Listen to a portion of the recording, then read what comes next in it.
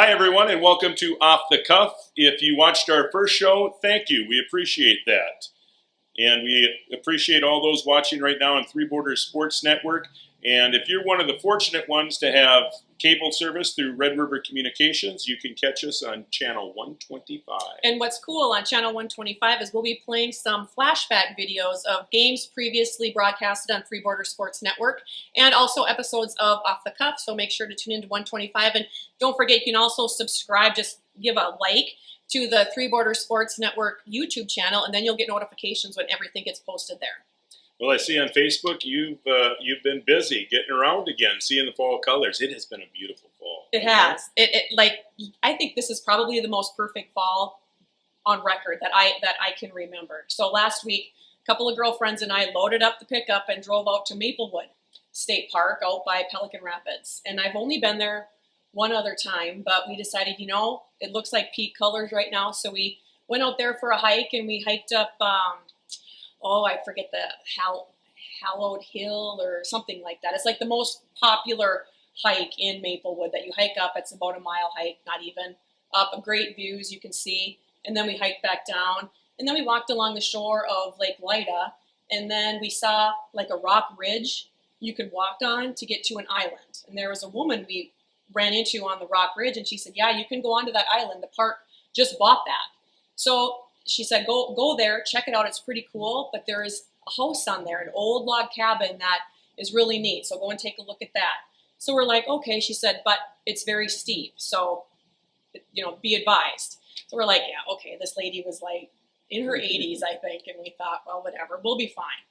Well, we weren't. We started climbing and climbing and climbing. And you've got all the hiking gear too, yeah, right? Well, I just had hiking shoes and, but it was so steep. The incline was just, we'd start giggling and laughing because we couldn't get our footing. And one friend made it to the top, Tammy Eltop. She was like a billy goat and climbed right up. But the rest of us were like, yeah. Well, she got to the top and she never did see the cabin.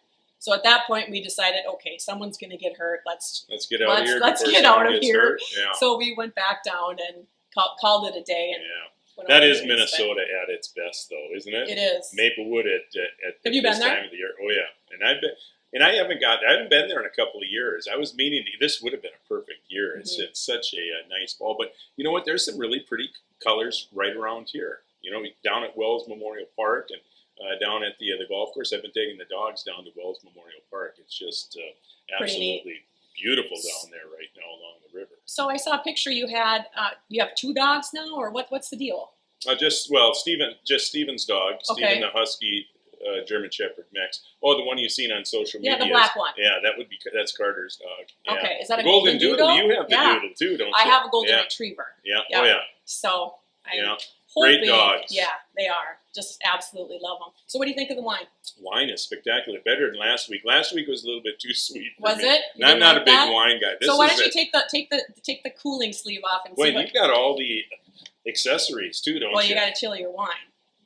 2 old dogs, huh? Yeah. What do you think of that? Yeah, that's perfect. Well, it's a Sauvignon Blanc, so it's not as sweet. So if you don't care for a Riesling, this would be the next step for very good wine drier. choice. Very good wine choice.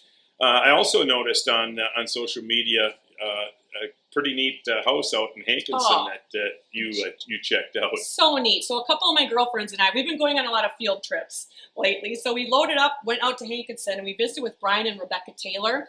They have a house on the far west side of Hankinson that he has gone all out in decorating. You'll have to take a look at it. By day, this is the house you see at 415 4th Avenue Southwest in Hankinson. But as darkness sets in, that's when things start to change at Brian and Rebecca Taylor's house. This is Brian's first year at deciding to go all out in decorating their house, and he explains the detailed process. I did it about a week ago. I've been eyeballing this projector set for probably 2 years, looking for Christmas decorations with, synchronizing lights, and finally found this across YouTube and met up with Matt Champneys on Digital Press Work and got in contact with him with house projections, and he took a look at my house after I sent him pictures and said my house would work great. So I looked into the videos that he does, and he renders everything to the house. And with Halloween and Christmas and all the holidays that he has wrapped up into videos, I thought it was a great idea to just, look into house projections compared to lights. So you've got more planned than just Halloween. Yes. I got Christmas. I'll probably do something for Valentine's Day just on the day. Christmas will probably run all the way through December. 4th of July, I'll probably run something for the whole week of 4th of July. I might even throw something in for Easter. And then New Year's Day, I got something that'll come out for just New Year's Eve and then New Year's Day. That's so cool. So do you have a favorite song that plays? I do. I don't know, my wife really likes Hocus Pocus, so that one kind of sticks with me, but I also really like Thriller too. And then, the visual effects of this one and then the Halloween dance party at the end are really, really nice. I mean, you got flames in the windows here that are just phenomenal. So tell us about the Thriller one. What do you like best about that? The way that he rendered the video up at the peak of the house, and then we have, a skeleton, a ghost, a werewolf, and a pumpkin head doing the Thriller dance throughout the whole video. I mean, I've never seen anything like it, so. I had to come out with my laptop and sit down and actually project just a blue and white screen on my house, and then I had to trace out all the outlines of everything, the windows, the railings on the house, the garage door, and just define all those significant images for the house, and then email it to him, and then he, when rendered it into a digital format, sent it back to me, had me project it onto the house to make sure everything was going to line up perfect. And then once we got the okay with that, then he started rendering my videos for me. Did you think it would be this good? No, it's fantastic. I mean, the first week that I put it out here, I pretty much sat out here every night and just watched it for about 3 times through, just because I just couldn't believe that the detail that comes into this. How long will this play for? I'll play the Halloween ones all October, and then I'll probably start Christmas right after Thanksgiving and run that all the way through till the New Year's one, and then I'll probably take a break until February just for Valentine's Day, and then I'll hit Easter in April, and then 4th of July, and then keep the cycle going.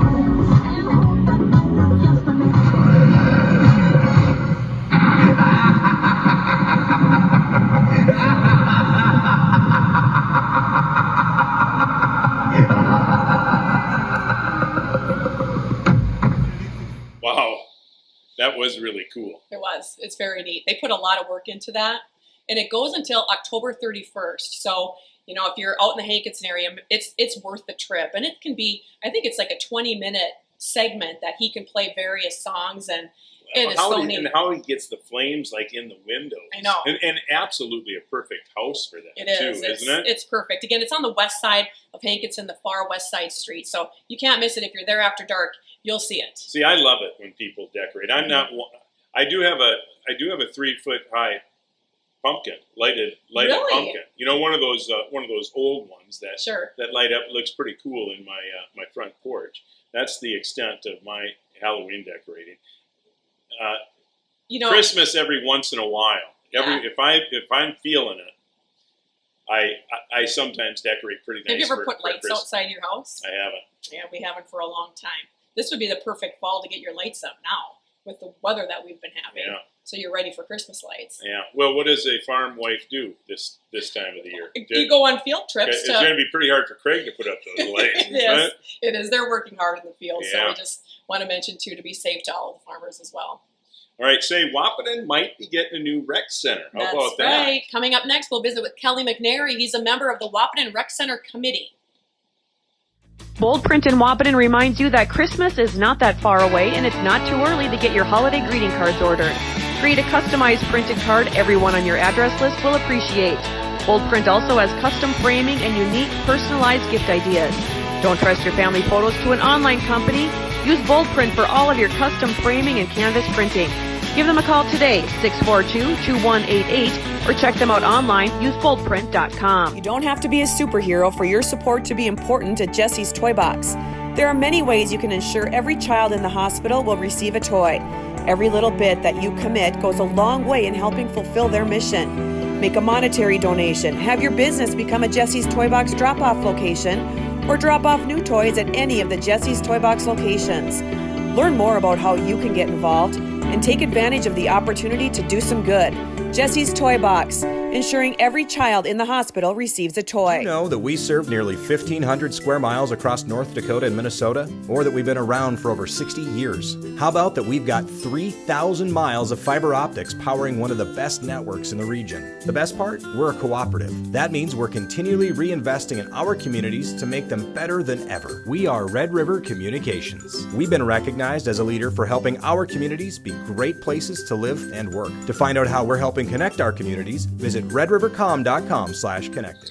Welcome back to Off the Cuff. Kelly McNary is here. Kelly is a member of the Wahpeton Rec Center Committee. Kelly, welcome to Off the Cuff. Thanks, Rollie. Thank you, Juli. Appreciate it. So how long has this been in the works? You know, the board that we brought together is probably about a year right now, but I know Stacia Hankinson and Amanda Fisher, they've had a dream for quite a while, you know, to bring in this indoor play park plus you know, other amenities that would go along with it. But that's, I would have to say it's somewhere in the neighborhood of 3-4 years that it's kind of been cooking. You know, before we go any further, let's mention all the members on the committee of the Rec Center Committee. Yeah, our board is Stacia Hankinson, Amanda Fisher, Brad Pauley, Ryan Smith, Tammy Chirac, Zach Hadding, Corey Scovolt, myself, and then we did have an ad hoc committee there for a while, but we've gone away from that since we're getting close to voting time. That included our mayor, Steve Dale, along with our city attorney, Brittany Haddon, as well. All right, so it sounds like you got a heck of a crew together, huh? We do. It's a nice group of people, and I think we've got a bunch of go-getters that we're going to do our best to make this thing happen. So back in March, surveys were sent out through social media, through the daily news. What are the results of that survey? What did you find out? Well, we had over 1,571 people take the survey. 901 of those were eligible voters in the community of Wahpeton. And let's just leave my glasses on, I guess. 93% support the rec center, and 78%, 78 to 80. I've heard two numbers there, but anyway, around 80%. You know, they're okay with an increase in the sales tax in the community to help fund the center. Well, you said 93% approved. That's 93% of those 1,500 that you know, took that survey support the rec center. All right. So where will it be located? It would be across the 210 bypass, just south of Walmart, and you know, there's about 6 acres that's been donated to you know, to be used to build the facility on. I should mention who donated that. That was the Wahpeton Community Development Corporation, and the homestead is what the area is actually called. You know, so yeah, we've got the land and everything. It's just a matter of us being able to move forward. So are you hearing any concerns about people having their kids walk across Highway 210, the bypass there? That might be the biggest concern we're hearing. You know, and right now we've gone to the Department of Transportation. They would be the first link, first hurdle we got to go through, and they're gonna set up and give us information, possibly options, maybe one option only, but possibly options that we can do. Could just be a matter of some guidelines. You know, guidelines. They'll give us the guidelines, and then our city would progress from there. Might be a bridge over the 210, or it could just be a new set of stoplights, something like that. So, but they'll let us know. And I know people have had concerns about Wahpeton, Breckenridge not being big enough for a facility like this. But you look around the region, places like Detroit Lakes, Perham, Valley City, they've all got facilities like this. Yeah, I think Detroit Lakes, a city just a little bit bigger than us, and they've got a facility, and it's doing just fine. Valley City, a city a little bit smaller than we are, and their facility seems to be running well. And then you look south down to Watertown, they're a little bigger than we are, but that's where we're getting a lot of our ideas, feedback, that type of thing as far as how to move forward. And they're doing well. So we think we can make it happen. And we think it's something that our kids deserve. We think it's something that our seniors deserve, and of course everybody else in between. You go to places like Fargo, West Fargo. It just seems like there's so many options for Same families space. to do things that this center would have. We don't have that. So if we want it, we got to go to Fargo, or So- some other place. When you're looking at the scope of the project, Kelly, $20 million is the first phase. How is this going to be funded? Well, we have the 0.75% city sales tax. That's going to be a huge part of it. And there are some donors in the waiting. I can't mention names. I don't even know, but there are some donors in the waiting too. And I know that we have a recreation fund too that could possibly be used if need be. That would be through the city of Wapiti. So the funding, it looks like it could very well be there as long as we pass this vote. All right. So who will run the facility? Well, we're going to have to hire people to do that, and that's another concern too, because those people are going to have to be paid. We want to make sure we have enough revenue coming in so that we can pay those employees. There is a possibility that our current community center, which is our park and rec center, those people would move out there and help as well. So, but yeah, we would have to hire people, and the revenue would have to be high enough where we could pay those people as well. So is there a business plan in place? It's been talked about it. There's Mm-hmm. a process. Yeah, we've talked to mainly people from down at the Watertown facility. They came up and spoke to us about that and gave us ideas, and they have it mapped out. So, I mean, it's going to be a process that we would have to go through and figure out ourselves, but we have an idea of what we need to do to make it work. So you mentioned the sales tax as being part of one of the funding sources for the facility. So is that part of that upcoming vote? Yes, it is. Okay. That's really, a yes basically says, okay, we're going to implement the sales tax. Okay. That's what that's all about. So when you talk about a sales tax, sometimes people get a little concerned about that. So how much money are we talking? Do you have any idea what that could possibly bring in, and how much impact would that have on like a standard household?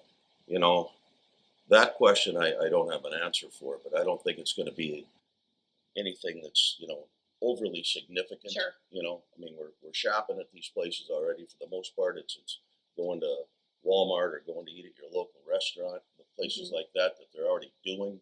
So it's three quarters of a percent. So Yeah. less than 1%. Yeah, right. Sure. Yeah. So I think nearly any family would be able to handle that.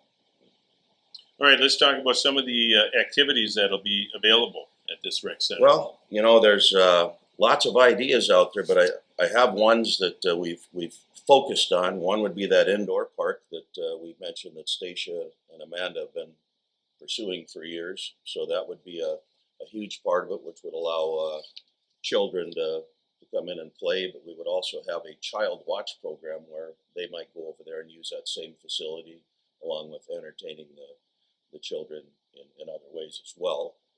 Indoor turf is kind of a big one. We're looking at a 40 by 60 yard indoor turf.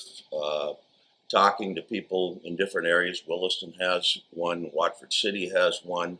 Just about how they use it. It could be rented, and this could be revenue for us right there. You know as well as I do when we start our spring sports. It's not always the easiest thing because we might have snow and ice and everything. Weather's unpredictable. So bringing in teams that want to work out in that facility, and it wouldn't just be Wapiti and Breckenridge teams. It could be teams from outlying communities too that might want to use it. But that rental fee that we're going to, have them pay is going to help fund not only the turf but also the facility itself. So will there be other services offered within there that aren't just for athletics then? Oh yeah. We have we have the 1901 club, which would be our senior center. I think that's a huge one because when we bring our seniors out there, this would be their gathering space, their activities. They could eat their meals there and jump on an elevator or go up the steps if they're capable. The walking track up top. That walking track is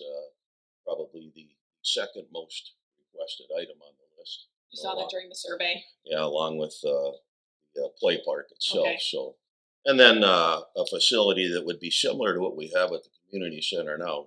We're not talking about the gym area, but an eating area, a kitchen where you might have a birthday party or a family gathering or something like that, family reunion, whatever have there. So that would be something that would be a little bit different than the athletics.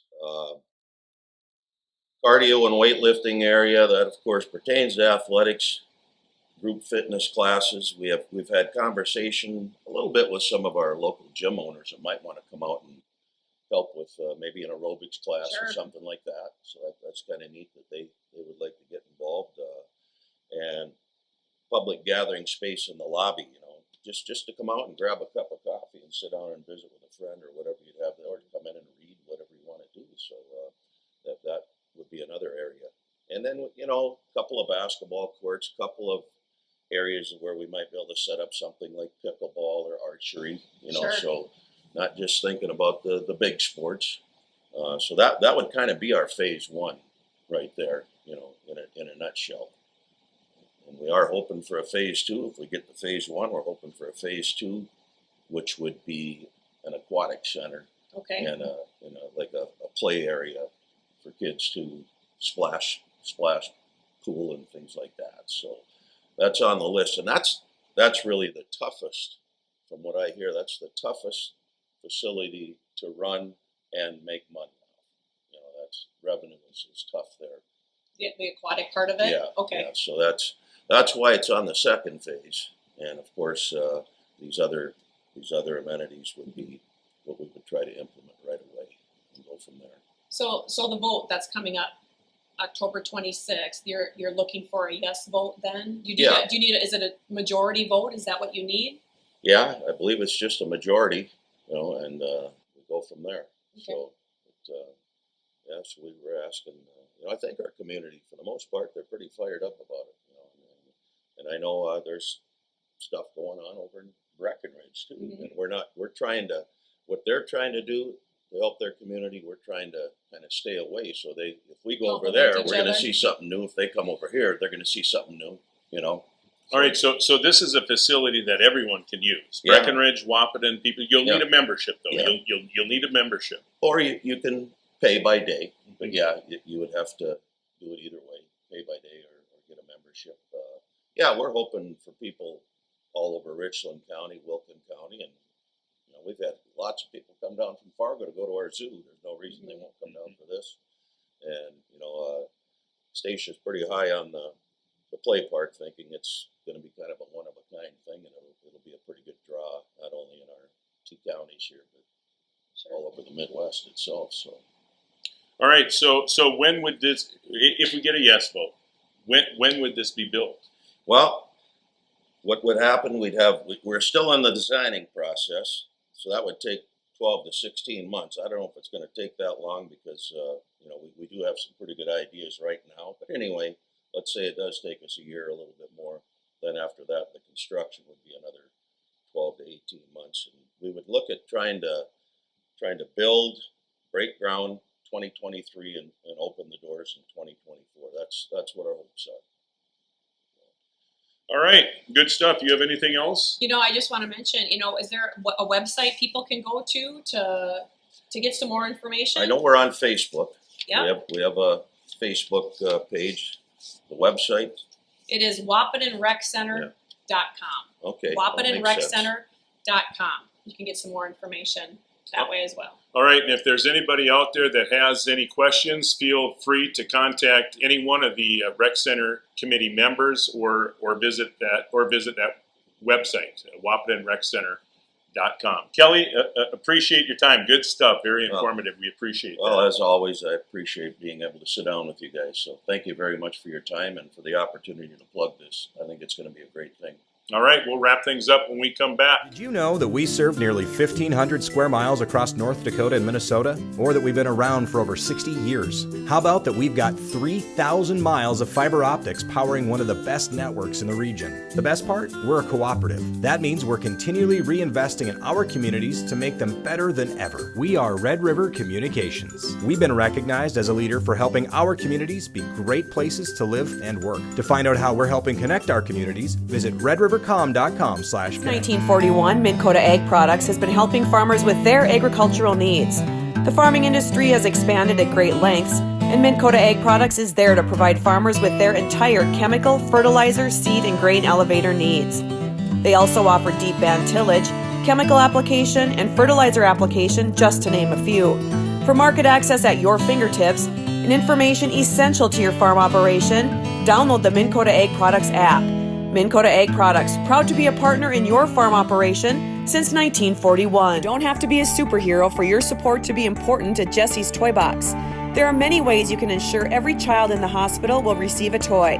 Every little bit that you commit goes a long way in helping fulfill their mission. Make a monetary donation, have your business become a Jesse's Toy Box drop-off location, or drop off new toys at any of the Jesse's Toy Box locations.